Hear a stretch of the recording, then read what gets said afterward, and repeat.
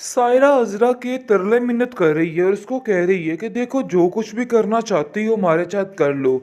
हम तुम्हें सारा कुछ देने को तैयार हैं, लेकिन हमें बड़ी महफिल में बड़ी दुनिया में इस तरह से रुसवा मत करना, क्योंकि हमारी भी कोई इज्जत है। देखो इस तरह से करोगी तो कल को मेरी बेटी आशी का रिश्ता कैसे होगा।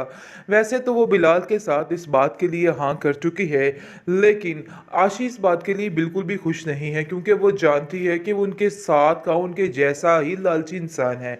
लेकिन आप देखेंगे वो ये बात जो है अपने अजरा मुमानी और नसीर मामू को बता देती है और कहती है कि भाई ये देखिए मेरे साथ ये सब कुछ आ रहा है और मैं बहुत ज़्यादा परेशान हूँ, प्लीज़ मेरे लिए कुछ कीजिए। जिसको सुनकर वो कहते हैं कि तुम फिक्र क्यों कर रही हो, तुम्हारी जिम्मेदारी हमने ली है। देखो जैसे अंबर है मेरे लिए वैसे ही तुम हो।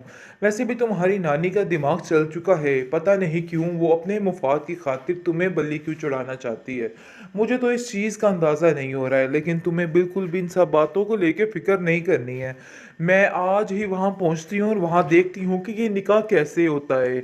आगे से आप देखेंगे कि वो कहती है कि वैसे मैं नहीं चाहती कि बिलाल आप लोगों के ऊपर कोई भी उंगली उठाए। आगे से वो कहती है तुम फिक्र मत करो, तुम्हारी नानी की शय पे ये सारा कुछ हो रहा है। अगर आज वो इस रिश्ते से इनकार कर दे तो सब कुछ ठीक हो सकता है, लेकिन जानबूझकर ये सब कुछ किया जा रहा है और ऐसा हरगिज़ नहीं हो सकता है। वो नहीं जानती है बिलाल को कि अगर ऐसा कुछ हो भी गया तो उनको कुछ फ़ायदा हासिल नहीं होने वाला है।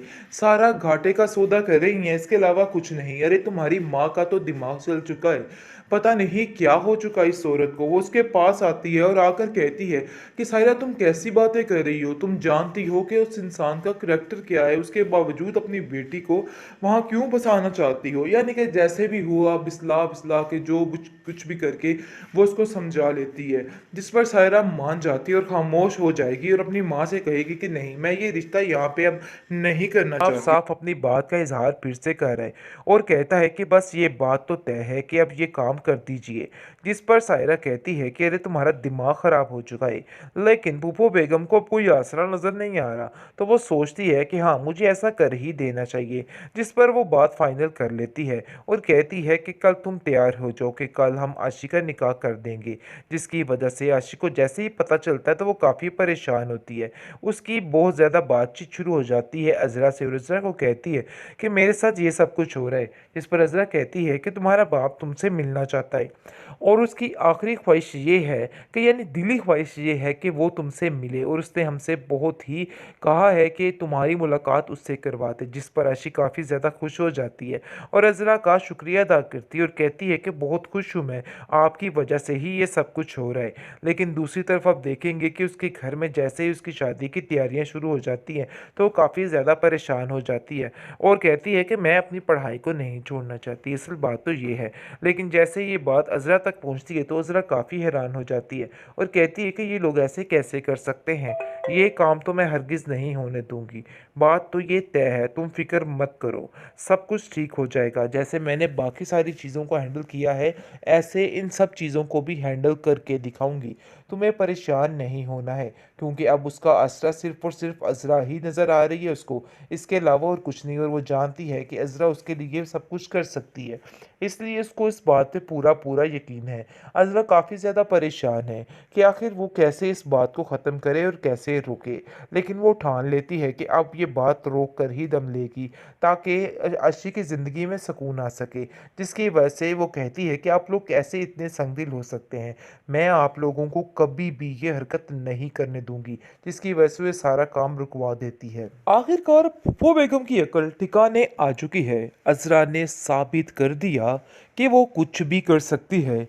किस तरीके से भीगी बिल्ली बना दिया इन दोनों माँ बेटी को, देख के हैरत ही हो गई और दिल तो गार्डन गार्डन हो गया। क्योंकि जी अब जैसा कि आपने देखा कि उनकी कैसे हवाइयाँ उड़ गई थी जब अजरा उनके सामने आकर बैठी थी और अजरा ने मज़ाकरात जैसे ही शुरू किए सारा मामला सुधर गया। और जिस पर आप देखेंगे कि सायरा कहती है कि उसने तो ऐसे ऐसे मेरा दिल ही पकड़ लिया, मुझे तो समझ ही नहीं आई कि आखिर हुआ क्या है, ये माजरा क्या बना करना है। जिस पर आप देखेंगे कि अज़रा कहती है मुझे इस चीज़ का पूरा पूरा यकीन था, क्योंकि जो कुछ उन लोगों ने धोखे से लिया था वो सब तो उनको वापस करना ही था, इसलिए ये कोई बड़ी बात नहीं थी। इसलिए आप लोगों को भी परेशान नहीं होना। लेकिन अभी भी इस बुढ़िया के दिल में लालच भरा हुआ है और सोच रही है कि बस कुछ ऐसा कर दे कि अभी भी सब कुछ ख़त्म हो जाए। लेकिन अज़रा अब इन लोगों को फिसलने नहीं देगी। अब इस बात पर कायम रहेगी और ये बात उनसे साबित करवा कर ही रहेगी, क्योंकि काफ़ी हद तक काम तो ख़त्म हो चुका है। लेकिन अब देखेंगे कि सायरा अपनी माँ से कहती है वैसे बड़ी ही चालाक निकली है ज़रा, देखो इसने कैसे अपने हाथों पे हर चीज़ कर ली। जिस पर वो कहती है कि मुझे उस दिन का इंतज़ार है जिस दिन मैं अज़रा को बुरी हाल में देखूंगी। आगे से आशी कहती है कि आप कैसी बातें कर रही हैं, आप दोनों को अभी भी अकल नहीं आ रही। इतना कुछ करने के बावजूद भी आप लोगों का दिल कैसे मुत्तमिन है कि अभी भी आप लोगों के साथ कुछ ठीक होगा। अरे भाई ये बातें जहन से निकाल दीजिए। उन्होंने जो कुछ लिया है अपना हक लिया है, और आप ऐसा कैसे सोच सकते हैं, कैसा कर सकते हैं ऐसे? ऐसे हरगिज़ नहीं होगा। आशी इन दोनों को कहते हुए नजर आ रही है, लेकिन सायरा के दिल में अभी भी है कि कुछ ना कुछ तो हो ही जाएगा। लेकिन दूसरी तरफ बिलाल जो है वो अपनी नज़र टांग के बैठा हुआ है और साफ साफ अपनी बात का इजहार फिर से कर रहा है और कहता है कि बस ये बात तो तय है कि अब ये काम कर दीजिए। जिस पर सायरा कहती है कि अरे तुम्हारा दिमाग ख़राब हो चुका है। लेकिन पुप्पो बेगम को अब कोई आसरा नज़र नहीं आ रहा, तो वो सोचती है कि हाँ मुझे ऐसा कर ही देना चाहिए। जिस पर वो बात फाइनल कर लेती है और कहती है कि कल तुम तैयार हो जाओ कि कल हम आशी का निकाह कर देंगे। जिसकी वजह से आशी को जैसे ही पता चलता है तो वो काफ़ी परेशान होती है। उसकी बहुत ज़्यादा बातचीत शुरू हो जाती है अज़रा से, और अज़रा को कहती है कि मेरे साथ ये सब कुछ हो रहा है। जिस पर अज़रा कहती है कि तुम्हारा बाप तुमसे मिलना चाहता है और उसकी आखिरी ख्वाहिश ये है कि यानी दिली ख्वाहिश ये है कि वो तुमसे मिले, और उसने हमसे बहुत ही कहा है कि तुम्हारी मुलाकात उससे करवा दे। जिस पर आशी काफ़ी ज़्यादा खुश हो जाती है और अज़रा का शुक्रिया अदा करती है और कहती है कि बहुत खुश हूँ मैं, आपकी वजह से ही ये सब कुछ हो रहा है। लेकिन दूसरी तरफ आप देखेंगे कि उसके घर में जैसे ही उसकी शादी की तैयारियां शुरू हो जाती हैं तो वो काफ़ी ज़्यादा परेशान हो जाती है और कहती है कि मैं अपनी पढ़ाई को नहीं छोड़ना चाहती। असल बात तो ये है। लेकिन जैसे ये बात अज़रा तक पहुंचती है तो अज़रा काफ़ी हैरान हो जाती है और कहती है कि ये लोग ऐसे कैसे कर सकते हैं, ये काम तो मैं हरगिज़ नहीं होने दूंगी। बात तो ये तय है, तुम फिक्र मत करो, सब कुछ ठीक हो जाएगा। जैसे मैंने बाकी सारी चीज़ों को हैंडल किया है ऐसे इन सब चीज़ों को भी हैंडल करके दिखाऊंगी। तुम्हें परेशान नहीं होना है, क्योंकि अब उसका आसरा सिर्फ और सिर्फ अज़रा ही नज़र आ रही है उसको, इसके अलावा और कुछ नहीं। और वो जानती है कि अज़रा उसके लिए सब कुछ कर सकती है, इसलिए उसको इस बात पे पूरा पूरा यकीन है। अज़रा काफ़ी ज़्यादा परेशान है कि आखिर वो कैसे इस बात को ख़त्म करे और कैसे रोके। लेकिन वो ठान लेती है कि अब ये बात रोक कर ही दम लेगी, ताकि अर्शी की ज़िंदगी में सुकून आ सके। जिसकी वजह से वो कहती है कि आप लोग कैसे इतने संगदिल हो सकते हैं, मैं आप लोगों को कभी भी ये हरकत नहीं करने दूंगी। जिसकी वजह से वो सारा काम रुक